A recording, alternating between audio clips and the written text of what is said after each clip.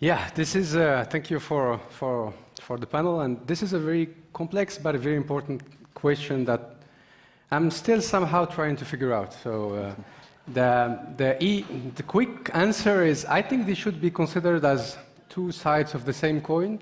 I think as a fintech founder especially, you need to be completely obsessed by both the product and distribution.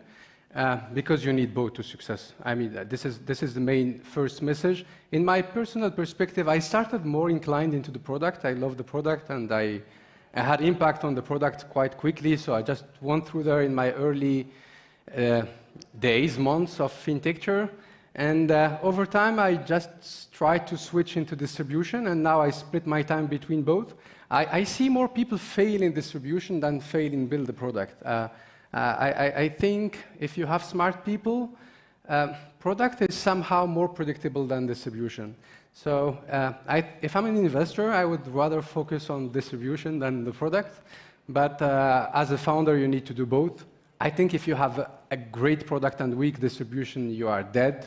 If you have a great distribution and weak product, maybe you have a second chance to build a product. Okay, if I have one moment about this, because I think it's very important for the perspective of fintech founder to focus on financial regulation. There are very small number of events or things that can kill your startup as a fintech, and there is very small number of this life or death events, and failing to comply with regulation could be one of them, is certainly one of them.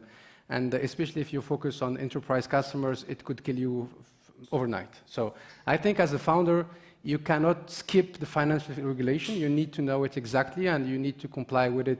I think better to do it earlier than later, because it's easier somehow to build a culture that is compliant and regulation-friendly day one than try to change it afterwards. It's a little bit complex because you need to iterate to look for your market fit, product market fit, and still complying with the regulator. But I definitely encourage founders to take this very seriously. We could even take probably the stance that regulation is not... Yes, I think first AI and blockchain, generative AI and blockchain probably are the most two main significant technologies of the last decade. I don't know what is the scale yet. Is it a scale of internet or of mobile or whatever? I mean, we are in this kind of scale of disruption and technologies. Probably we had some random use cases for them in the early days, both for blockchain and for AI. And now we are starting to hit mass adoption, especially for generative AI. And what amazes me most at this moment is the speed with which incumbents are implementing these technologies. If you see what Adobe or Microsoft or even big startups like Notion or these guys are already implementing all this innovation into their products. So it makes it harder for startups to have this speed, because the discussion is, will the incumbent build the product before the startup builds distribution? It's always this challenge, and now we see incumbent building the products almost much faster than the startups.